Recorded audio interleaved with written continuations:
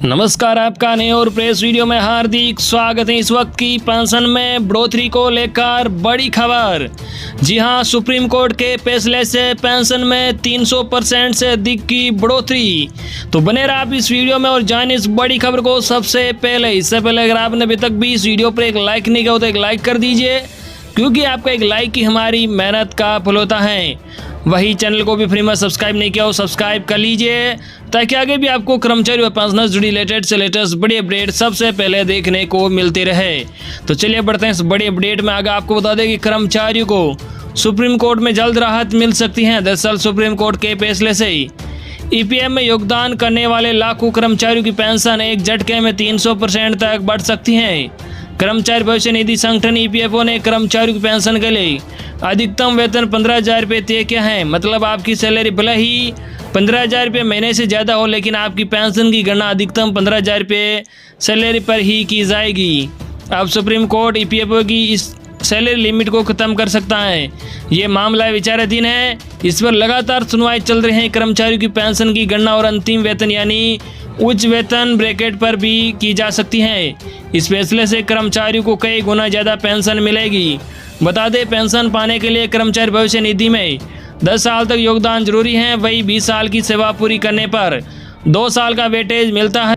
अगर supreme court limit हटाने का फैसला करता है तो कितना फर्क पड़ेगा, ये इसको भी समझते हैं। कैसे बढ़ेगी आपकी पेंशन, जानिए आप भी। मौजूदा व्यवस्था के मुताबिक अगर कोई कर्मचारी 1 जून 2015 से नौकरी कर रहा है और 14 साल की सेवा पूरी करने के बाद पेंशन लेना चाहता है तो उसकी पेंशन की गणना 15,000 रुपये पर ही की जाएगी। भले ही वे कितने साल के लिए काम कर रहा हो, 20,000 रुपये बेसिक सैलरी ब्रैकेट में हो या 30,000 रुपये। पुराने फॉर्मूले के मुताबिक कर्मचारी को 14 साल पूरे होने पर 2 जून 2030 से करीब 3,000 रुपये पेंशन मिलेगी।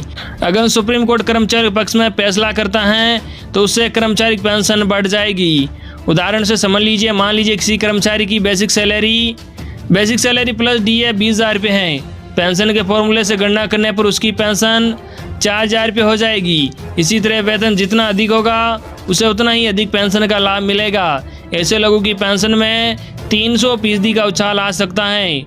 इसे आप एक दूसरे उदाहरण से भी समझ लीजिए। मान लीजिए एक कर्मचारी की नौकरी 33 साल है, उसकी आखिरी बेसिक सैलरी 50,000 रुपये है। मौजूदा व्यवस्था के तहत पेंशन की गणना अधिकतम 15,000 रुपये वेतन पर ही की जाती थी। इस तरह पेंशन सिर्फ 7,500 रुपये होती थी। मौजूदा व्यवस्था में अधिकतम पेंशन है, लेकिन पेंशन की सीमा हटाने के बाद पेंशन को अंतिम वेतन के हिसाब से जोड़ने पर उन्हें 25,000 रुपये पेंशन मिलेगी। बता दें, ईपीएफओ के नियमों के मुताबिक अगर कोई कर्मचारी लगातार 20 साल या उससे ज़्यादा समय तक ईपीएफ में योगदान देता है तो उसकी सेवा में 2 साल और जुड़ जाते हैं। इस तरह 33 साल की सेवा पूरी हुई, लेकिन 35 साल के लिए पेंशन की गणना की गई।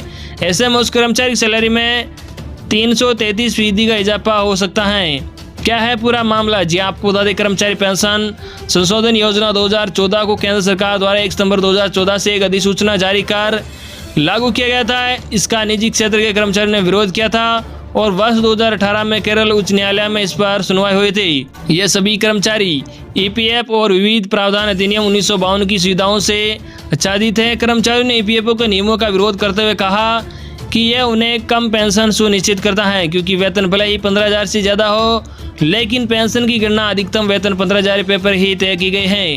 हालांकि केंद्र सरकार द्वारा 1 सितंबर 2014 को किए गए संशोधन से पहले यह राशि 6,500 रुपये थी। ईपीएफओ के नियमों को अनुचित मानते हुए केरल उच्च न्यायालय ने कर्मचारियों की रीट स्वीकार करते हुए फैसला दिया था।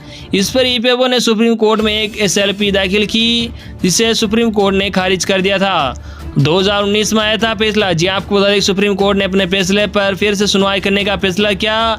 न्यायमूर्ति सुरेंद्र मोहन और न्यायमूर्ति एम बाबू की खंडपीठ ने 1 अप्रैल 2019 को ईपीएफओ की एसएलपी पर सुनवाई करते हुए कहा कि जो कर्मचारी अपने वास्तविक वेतन के आधार पर योगदान दे रहे हैं वह अपने नियोक्ताओं के साथ एक संयुक्त विकल्प के रूप में जमा कर रहे हैं। आवश्यक समझे जाने पर वह बिना औचित्य के पेंशन योजना के लाभों से वंचित रह जाते हैं। पेंशन का वेतन 15,000 रुपये तय करने पर कोई औचित्य नहीं है।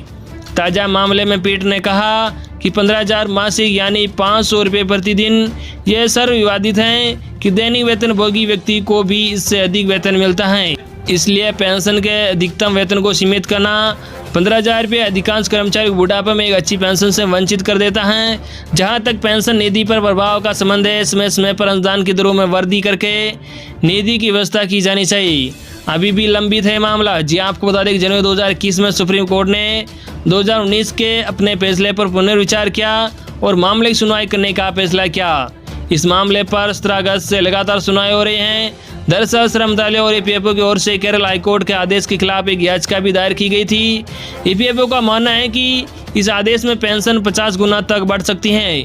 25 अगस्त को न्यायमूर्ति यूयू ललित और न्यायमूर्ति अजय रस्तोगी की पीठ ने मामले की सुनवाई करते हुए मामले को 3 सदस्यीय बड़ी पीठ के पास भेजने का फैसला किया।